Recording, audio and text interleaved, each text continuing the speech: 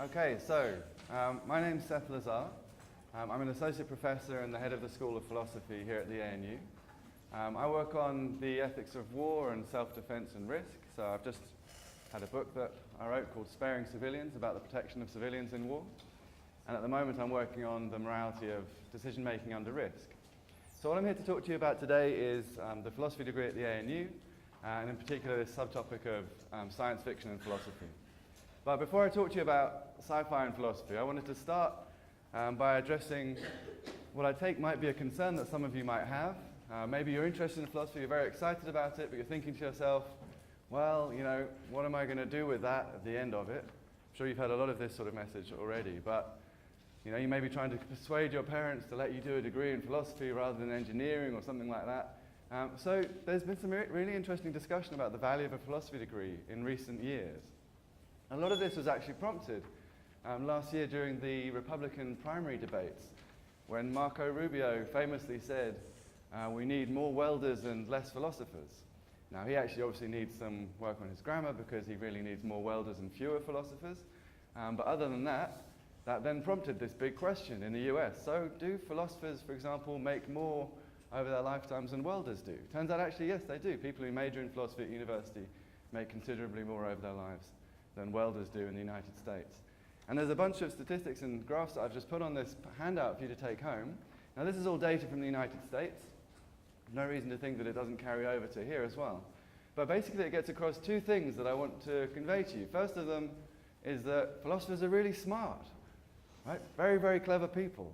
You know, this is something that is shown by the LSAT, GMAT, and GRE scores. Now what those are, they're all graduate entry programs, or exams for entry to graduate programs that they do in the US. So LSAT is the one that you take if you want to go and do a law degree after you've done your undergraduate degree. GMAT is management degrees. And then the GRE is just the general one. And as you can see, in each of those, philosophers come out at or near the top. So for the first two, those are people who have majored in philosophy as undergraduates. And for the last one, the composite GRE score, that's those who are going on to do graduate education in philosophy. So philosophers are smart. So if you're interested in philosophy, then that probably means that you're smart too. So that's nice. The next thing is that philosophers actually do make a pretty decent living. And again, it compares quite favorably with other non-STEM majors. So you've got mid-career salaries of non-STEM majors on the bottom left, and then also extra earnings that are earned over the course of a career from doing philosophy. So, you know, why is it that philosophy sort of does have all these positive knock-on effects? Well, because what we teach you when you come here, is we teach you how to get your ideas clear and how to argue, right? How to argue and make sense and reason in a way that is going to be able to persuade other people. Turns out that's actually very useful over the course of your life. Being able to understand the world around you, being able to see things clearly, being able to argue, being able to sort of distinguish logical fallacies, and to recognize when people are pulling the wool over your eyes, this is extremely important. This is something that we're seeing right now in the United States to a great extent, where our sort of standard expectations of, you know, what it means for somebody to say something in public have just changed. Like there was a time when if somebody said something in public and it was false, then they would be held accountable for that fact. That doesn't seem to be the case now. You can just keep asserting a falsehood without any regard to its truth. Now, we're recording this, so maybe this isn't totally appropriate, but there's a topic in philosophy, and actually there's a book by an analytical philosopher called On Bullshit. Right? It's about the difference between bullshitting and lying. Okay? And it's this wonderful, detailed discussion of how bullshitters aren't, you know, they're not the same as liars, because liars are trying to cover up the truth. But someone who's a bullshitter is someone who just speaks without regard for the truth. Okay? And that's what you have in the United States at the moment with Donald Trump. We have it with various politicians in Australia as well. And then I think, you know, this is one of the examples of how analytical philosophers are able to sort of highlight these distinctions that might not otherwise be apparent and help us get a grip on things that are happening in the real world. Okay, there's a ton more.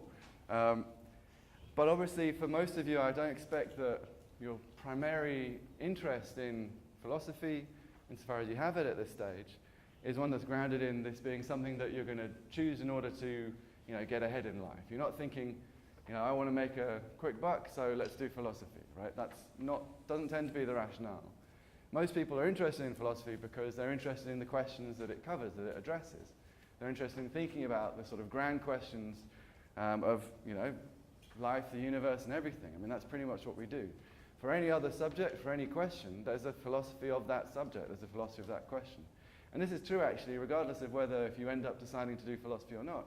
If you end up deciding to do one of many other subjects, including many of the STEM disciplines, there's a philosophy of maths, there's a philosophy of biology, philosophy of physics, and we do all of those things at the ANU. So your main motivation is probably that you're interested in these big questions. And so when I was asked to do this, I thought, okay, so what can I talk to you about that's going to sort of help spark that motivation, maybe help prepare you if you do think that you might want to do philosophy at university. And I thought, well, I could suggest some sort of introductory philosophical reading. But then I thought, well, actually, oftentimes the most interesting texts for getting into philosophical questions at the first sort of pass are not necessarily just the sort of the academic, professional, philosophical ones, but science fiction is a fantastic source of kind of reflection and ideas that you can use for thinking about sort of big philosophical questions. And as it happens, I'm also a bit of a sci-fi geek, so that kind of worked out well for me. As it also happens, I was watching Westworld when I was asked to do this, and so that was very much sort of prominent in my mind. And so I've been thinking about science fiction and philosophy. And what I want to kind of convey to you, what I want you to leave with, basically, is, well, partly a reading list. So if you're interested in this stuff, I've listed a bunch of books and films that are connected up with major philosophical questions, and that will be fun for you to read and that you can read in the next couple of years as you wish, and that will get you kind of interested and inspired in thinking about philosophy. And I also wanted to talk to you about the connections between sci-fi and philosophy, and then I generally just wanted to have a bit of fun chatting about some books that I like. Okay, so why then is there this connection between science fiction and philosophy? Why have I sort of put these two things together? I mean, they share sort of elements of their methodology. One of them is just creativity and imagination, and that's something that, perhaps one doesn't know when thinking about doing a philosophy degree beforehand, is that very much doing a philosophy degree, it's almost a bit like doing a music degree or something. A huge amount of it is really about practice. It's about becoming a philosopher, doing philosophy, rather than writing about it. And it's an incredibly creative and imaginative discipline. You have to think up arguments, you have to think up cases, you have to think up counterexamples. And they often become highly fantastical, and that's where the connection with sci-fi comes in. And actually there's quite a lot of philosophical work that is itself, non-fictional sci-fi, or non-narrative sci-fi. Right? And the reason why is that there's this particular sort of central tool in the philosopher's toolkit, which is the thought experiment. Right? So scientists have their real experiments, we have our thought experiments. The same basic idea behind them. You've got a hypothesis that you want to test. So you come up with a scenario which allows you to test that hypothesis. And you think about what your considered judgments are about the scenario. And that's where you have the connection with science fiction, because a lot of sci-fi is really very much the same thing. It's about coming up with scenarios that change certain features of the world, or sort of project us forward into the future and change certain features of the world, and then explore what follows once you change that. Right, so in philosophy we have this distinction between necessary truths and contingent truths. Right, so a necessary truth is a truth that will be true regardless of what else you change. So it's something that would be true regardless of all the different possible universes that you might imagine and the different facts that you might change across them. A necessary truth will be true across all of those possible different scenarios. A contingent truth is something that's only going to be true depending on particular empirical contingent features of a particular scenario. Right, so it won't be true across the whole range. And so often we use thought experiments to test whether something is a necessary or a contingent truth. So here's a couple of examples. There's a philosopher called Derek Parfit, who spent most of his career at Oxford, who just passed away at the beginning of this year, sadly, who has written a lot about personal identity. Okay, so what makes it the case that there is this thing called Seth that relates to itself in a certain way, that sort of sees the things that a certain thing did earlier on in history and sees them as being something that it did, remembers those things and sees them as part of itself, looks forward and sees the future and sees the Seth that's in the future and cares about that Seth in a way that it doesn't care about other people, right? That acts for the sake of advancing that Seth's interest. Like, what is it that knits together all these different time slices of an individual? What matters for personal identity? Okay? And there's a bunch of cases that have been done to sort of test this. So people, oftentimes we might think, well, look, it's obvious. There's this physical being here. It's me, inside these shoes and these clothes and this shirt. That's the thing that's me. That continues on through time. And that's the same thing that had the experiences when I was a child, say, and the same thing that will have the experiences when I'm an old man. So that's me. And then there's a bunch of thought experiments to test that. Well, an obvious one. Suppose that you woke up tomorrow and your memory of everything that you had gone through had completely been erased.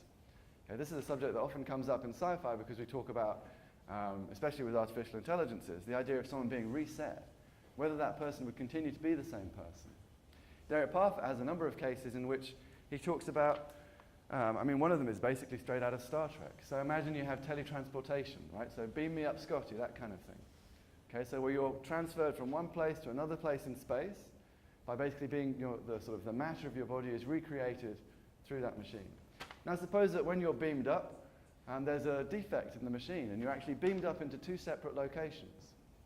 Okay, each of those different yous then is physically identical to the one that went in, just the same as in any other case of teletransportation. They both have all of the memories, all of the sort of psychological continuity with the previous person, but they're two physically separate entities. Now, one would think that the relationship of identity is what we call transitive. So that means if A is identical to B and B is identical to C, then C will be identical to A. So if physiological continuity was what was required for personal identity, then each of those two new versions of you is physiologically continuous. It's a recreation of the one that was there before being transported. So they're each identical to that. But they can't be identical to each other because they're in two different locations in space and time. So in that sense, it can't just be the case that mere physiological continuity is what matters for personal identity. Okay, there's a number of other scenarios that Parfit has, but here's another one from a philosopher called Robert Nozick. So Nozick was reflecting on the way in which non-vegetarians treat animals, raising them for meat, and the justifications that they give for doing so. And one of the main justifications that we have is that, animals don't have the same moral status, for example, as humans do. And the reason for this is that animals aren't able to reason and to think in the way that humans are. Right? They're not rational like us. They can't sort of set their own goals and act as a way of bringing about those goals. They can't sort of regulate their behavior by normative ideals, follow rules. Obey moral standards, for example. That's what makes them different, and that's what makes it okay to raise them for meat. So Nozick brings this point up, and he says, well, okay, so first of all, let's imagine that an alien population, or there's an alien contact with Earth. And this population is significantly more advanced than us. And, it turns out that we're actually not very rational. We might be more rational than cows and pigs. But it's very well documented that human beings are irrational in various ways. So we're irrational both theoretically and practically. So we're theoretically irrational in the sense that we're really bad at judging probabilities. Okay, we systematically make these mistakes about judging probabilities that are seriously influential in how we behave. Just one example of them, for example, is that, we tend to associate probability with attention. So if you go to the doctor and the doctor says, look, there's a 98% chance that you're fine. There's a 2% chance you've got something wrong with you. And then spends 20 minutes describing 15 different possibilities for things that might be wrong with you. Then you're going to leave the room and you're going to think, Jesus, there's all these different ways in which I might be wrong. I might be unwell. You're going to be really upset. You're going to forget 98% probability that you're perfectly fine. And you're just going to focus on the 2% because your attention was made salient to you by this being given this long disquisition on all the different possibilities. Okay, that's just one of the ways in which we're systematically, theoretically irrational. We're also practically irrational. We often act against our own interests. This is nowhere more obvious than in referenda like we just recently had in the UK over Brexit and in the election in the US. There are people who were voting against their own interests because they were convinced basically by propaganda in various ways and by prejudice. So we're systematically irrational in both of these ways. This alien population that have just landed, they're not irrational in these ways. They can judge probabilities perfectly. Okay? They always act in their interests and according to the principles and the normative rules that they set themselves. They never act in self-defeating ways. So they're kind of higher beings than us. So, you know, if it's okay for us to raise animals for meat because they're less rational than us, is it then okay for the aliens to raise us for meat because we're less rational than them? Okay, if not, then, you know, you've got to decide which way you're going to go. How are you going to take that argument? Are you then going to infer that, you know, we ought not eat animals, or are you going to try and come up with some alternative account of why it is that, you know, it's okay to eat animals, but it's not okay for the aliens to eat us? Okay, so philosophers already do science fiction, but science fiction writers also do philosophy. And like I said, I think if you wanted to sort of identify some reading or some viewing that you could do that could prepare you for, or get you thinking about whether you want to do philosophy at university, you could do a lot worse than reading some of these books and watching some of these films. So what I'm going to do now is I'm just going to talk about some philosophical issues in science fiction. I'm going to talk about sort of going through some different topics in philosophy and a bunch of books that I like that I think you guys would enjoy. Okay, so the first thing I want to talk about, and this is very much a hot topic right now, is the idea of moral status and other minds. Okay, so this follows on quite well from the example of the aliens and the cows. Right, so if any of you have seen, you know, Westworld or Humans or Real Humans, the Scandinavian one that Humans was based on, 2001: A Space Odyssey, Ex Machina, among books, there's a book called Childhood's End, Children of Time, The Three-Body Problem. These are all stories that involve artificial intelligences. Okay, so advanced artificial intelligence, where that's defined as programmed systems that are able to reason and think, to all appearances, in ways that are similar to how we reason and think. These are computers, basically, that can pass what's called the Turing test, which is basically that it would be able to have a conversation with you and you wouldn't know whether or not it was a computer. There's an enormous question that is raised by these beings about moral status. So if we do think that, you know, what makes human beings special, if we do think that human beings are special, but if we think that what makes human beings special is something to do with our minds, our abilities to reason, the particular kind of character of our consciousness, the way the world appears to us, the fact that we can conduct ourselves according to rules, that we can abide, for example, by moral norms. If these are the things that ground our moral status, then we have to ask whether these new entities that are being created in sci-fi all the time and may be created in the real world in the not too distant future, whether those have the same kind of moral status, okay, and whether they experience the world in the same way that we do. And actually, just as a side note, in that film, Ex Machina, which had Domhnall Gleeson in it, it was out like 2 years ago, I think. It's quite good. It's a little bit cheesy, but it's quite good.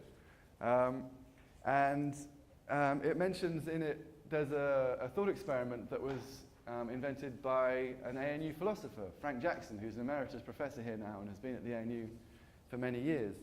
His stuff actually comes up all over the place. I've seen 2 or 3 films where Frank's ideas have been mentioned.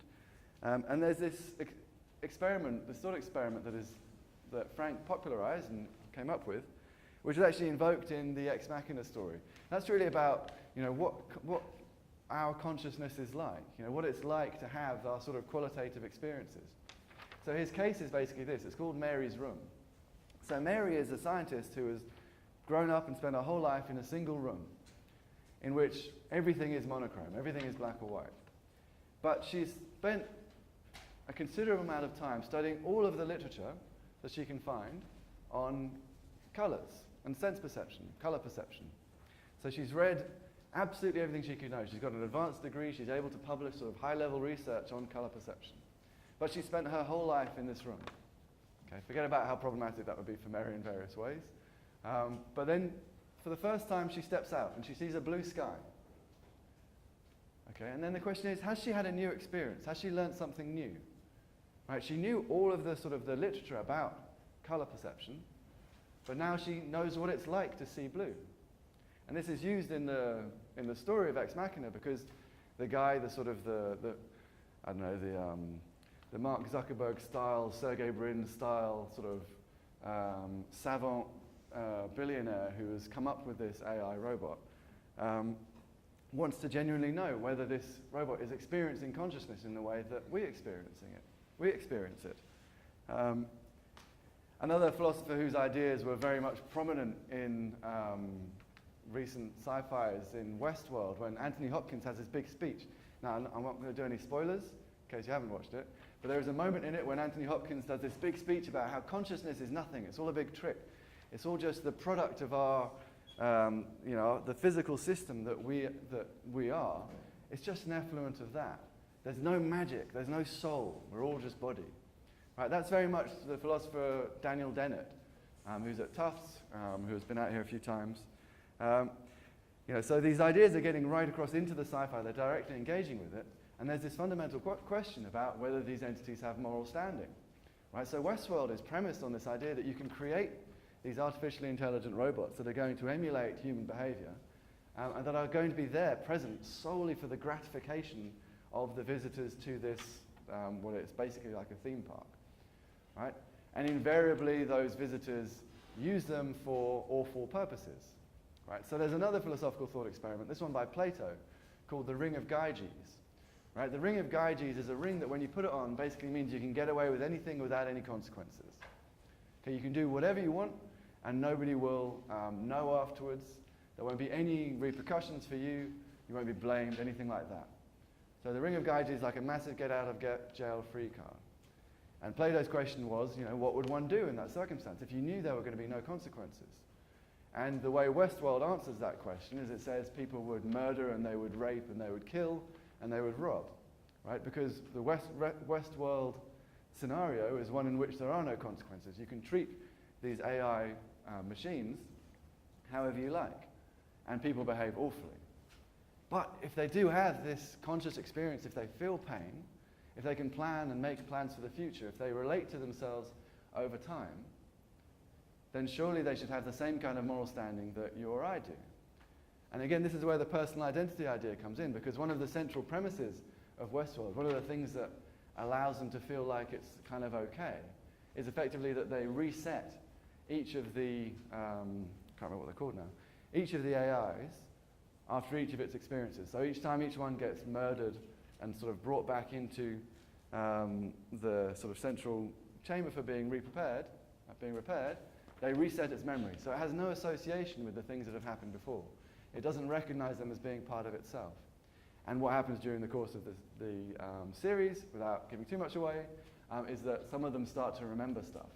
They start to feel continuous with the entity that existed before. Okay, so all of these things that are being explored in Westworld have to do with the nature of personal identity and the nature of moral status. And they're sort of brought together in a really, really elegant way, I think. Another thing that I think is just incredibly interesting that is played around a lot with in sci-fi is what I call on the handout the significance of a lifespan. Right, so one of our sort of, the things that we're just sort of used to is that we get about 70, and that's been pretty continuous for the last, obviously there have been periods in which, and there are still countries in which average life expectancy is much lower than 70 years. But basically, physiologically, that's what humans have been capable of throughout recorded history. And all of our norms have kind of developed in light of that. And so there's a question about some of those norms, whether they're necessary, whether they're ones that would exist across all possible variations in our lifespan, or whether they're contingent, whether they're only the product of our living a particular span of time. So here's one to think about. You might think that, one of the reasons why you give, and you will give throughout your life, special attention to a particular group of people, your family and your close friends, you'll treat them in a way that you don't treat other people. You'll care about them in a way that you don't care about other people. You'll make sacrifices for them that you won't make for strangers. Okay? You'll see yourself as being morally required to do things for them that you're not required to do for strangers. One of the justifications for this is that intimacy is a scarce good, and we cannot have it with more than a few people. We have a limited amount of time in our lives in which we can form these relationships, and we're simply not able to do so with more than a very small number of people. Like, we don't have that capacity. And that's partly a function of how long our lives are. Right? One of the reasons why we tend to think that it's not okay for the government, for example, to just order you to do whatever work they think would be most productive is because for each of you, you have only one life to live, and it's only, your working life is going to be from 20 to 70, say. It's only a small span of time. Okay, you're not able to, it's a very scarce resource, you're not able to spread it around. But then think about what would happen if, as this is a central premise of a ton of different sci-fi books. One of the ones I've mentioned here, the whole Mars trilogy by Kim Stanley Robinson, which is just fantastic. Especially, for any given sci-fi sort of series, however many books that might be, there's always a drop-off in quality, and it sort of varies in steepness.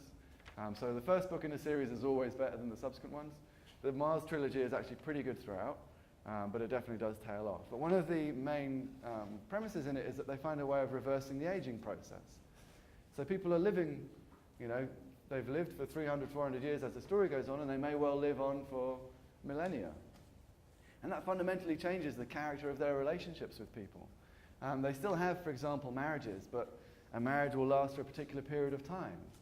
They're given a fixed term, and then after a marriage is over, then you move on. Think about the relationships that you have with your parents. Right? For most people, on average, very roughly, you'd say that you're on the earth at the same time as your parents for, I don't know, maybe 50 years. And for half of that, you stand in a sort of rearer to rearee relationship, and for half of that, you stand in a somewhat more egalitarian relationship, less rearer and rearee, after your late 20s, then you're two adults, obviously still with very different experiences, still they're your parents, but it's a different kind of relationship. So for half of the time you're together, you're very much in this you're being reared.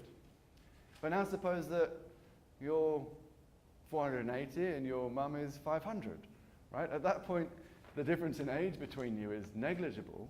The period of time that was spent in the rearer to rearee relationship is a tiny proportion of your overall span of time together. So it would radically change the nature of our relationships with parents and children. Okay, and again, this is one of the ways in which science fiction and philosophy work in the same way.